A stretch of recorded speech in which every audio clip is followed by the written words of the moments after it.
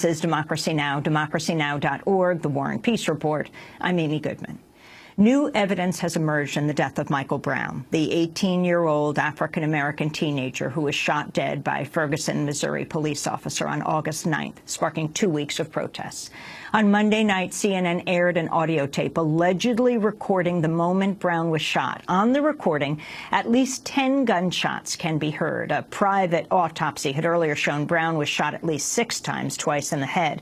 The new audio recording has not been independently verified. An unidentified resident of Ferguson gave the recording to the FBI. On the recording, you can hear the man video chatting in a building near where Brown was killed. As he says, "You're so pretty." 6 gunshots can be heard in the distance, then a pause, then 4 more shots. This is the audio. It lasts about 10 seconds. Focus on the gunshots in the background, not the conversation. You are pretty. You're so fine. Just going over some of your videos. How could I forget?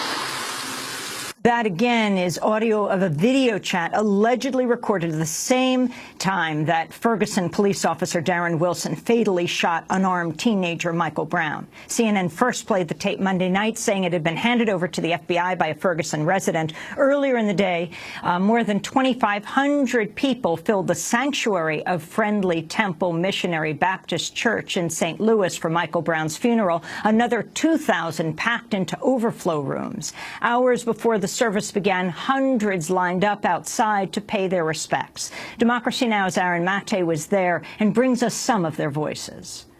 We shall overcome. We shall overcome someday.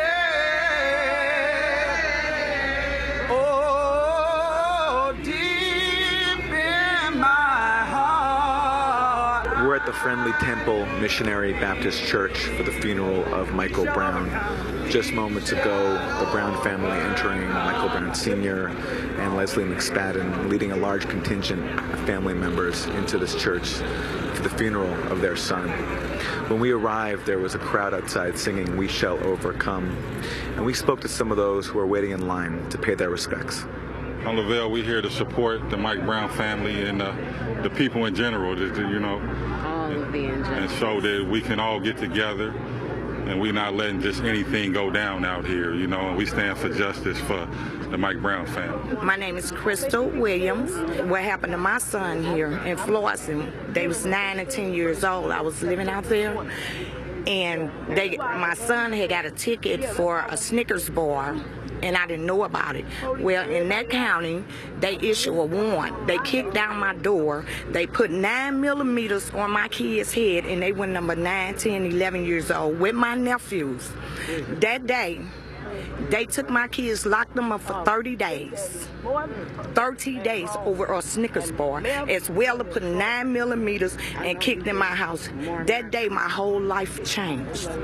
I had to relocate my life to Minnesota because I knew then that my boys was gonna die here. So it changed my whole life. So I knew, as well as I knew he killed him, they was gonna kill my children. You felt as if the police here were a threat to your children? Absolutely, I knew. My mom had told me when I moved out there, that's the KKK, but I didn't listen. But it took them to put 9mm on my son's head at 10, 11 years old. So when you heard about Michael Brown's killing, what was your reaction? What was my reaction? Immediately the streets. Immediately. No second thought. I had to get out there, and if I have to die today, I will, for my grandchild. I'm not running from St. Louis no more. No more. My name is Edward Harris. I ain't gonna lie, I was real angry because I'm tired of seeing young black unarmed men, just people period, getting killed by the police. Police are supposed to protect and serve. And you know, if they can't protect and serve us, then you know who can? We gotta stand up and protect ourselves. Cause they not gonna do it. They gonna gun us down. That's how I feel. You could have used your taser. What is y'all tasers for? Right. If y'all, you know, you just pulling out your gun and shooting, that's pointless. That makes you look bad, and you know, people gonna go the wrong way. Like, I'm not against the frustration, but the loitering and all that stuff, yeah, that makes sense because people is mad. You don't do stuff like that. Our backs against the wall, you know. It didn't make it right with us looting and rioting, but I mean, what else can we do? You know, we took the Martin Luther King approach, you know, protesting and peace, but there's no peace and there's no justice, but there will be justice. In this case, I really do believe. I'm George Fields, and I'm here for Mike Brown, and mostly for all black men walking down the street stuck in, not being able to go out in the county, seriously, sir, because we like city is a little more lenient with ticket values and stuff, and we have just been ticketed over much over there, and then it leads to other crimes, you know. It's just you can't go past the county. You cannot go in the county. I'm fearful of the county. I've been stuck in the city for 6 or 7 years because the county has been that bad. My kids stay in the county. I can't see them. I got to sneak to see my kids. I have to sneak to see my kids because my plate might be bad or something. You know, I'm poor, and I'm trying to drive around to get better. But, you know, they won't ticket you. They just take your stuff immediately. You know, if you check it, the whole thing is ready, you know, every time.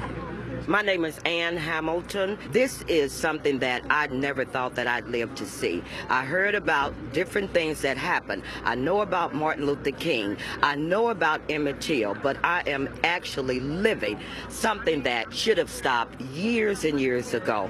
They're celebrating Miss Frankie Freeman, the first civil rights lady, appointed by 4 presidents this year, her 50th anniversary. And now we have to deal with this still happening in the city of St. Louis. Anywhere injustice is everywhere. You know, if there is a rightful way, and there is, through the power of voting, through the power of getting involved, but we just want, as African American, to be treated fairly and to be given the same advantage. This is like we're still in a one-room schoolhouse. They used to be the Spanish shooting killers, and they want all our young black men out of here. And that's wrong. That's wrong. And I'm sick of it because I've been out here trying to help a change for us because we're human just like everybody else. My name is Rita Sadip. Do you think things have changed since the killing? I think so, because even as I drive on the highway, I don't feel as though, because I live all the way in O'Fallon now, but I grew up right here in this neighborhood, but I don't feel as much stress. I don't, because it would be times when I'm driving from O'Fallon, that's a predominantly white area, and every time I would drive, I would see a lot of police officers pulling over black drivers. So I haven't seen that since this incident. And what do you attribute that to? Us being vocal, letting people be aware, letting the world know the type of discrimination that we have here in St. Louis, Missouri. And you brought your son today? I did. He wanted to be a part of this. Yes. I don't know if he's going to say anything, but yes, he wanted to be a part of this because that could have been my son. I have 3 sons. I have a 14, a 17, and a 22-year-old. That could have easily been my son. Easily, because they discriminate against our black men all the time. My name is Cornell Hassan, and I'm here in support of Michael Brown's family and the peace effort that they are trying to bring into being and to bury this young man. It's a culmination of a lot of problems here in St. Louis. No jobs, lack of education, the school system is falling apart. It's a lot of problems here, and we see it as a systematic destruction of the black community. My name's Cheyenne, but I'm with an organization called the Lost Voices. Without us standing up for what we believe in, we're going to keep going through this. It may go away temporary, but we're going to keep going through it and keep going through it. That's why we're standing on our grounds. We're not going to let anyone make us feel like we can't speak up or we don't have our freedom of speech. Hi, my name is Matthew Fogg. I'm a retired Chief Deputy U.S. Marshal. One of the things I'm here for is looking at this department and the disparities when you look at the number of police officers that are here that are white versus black. You look at an incident here that has occurred that has been sort of endemic to the country, really, when we look at things that have been going on around the country, the chokehold death of the young man in New York City, we go Trayvon Martin, and we can just go on and on and on talking about disparities. Why are these police tactical homicides taking place against disproportionate against minorities? We see a young man that was shot down that was unarmed. And the questions are, the community has a right to ask these questions. Civil unrest, disturbance, they're concerned. When I look at the militarization of the police department, and I see the type of armored personnel carriers, the vehicles. I've done a lot of SWAT training. I know what these weapons will do. And when they bring in these types of weapons and machinery for something of this nature, it says to me it's overkill. Patricia Alexander, to support Mike Brown's parents. Do you know them? No, I don't personally know them, but as a mother of a victim, I wanted to show my support. What happened to your child?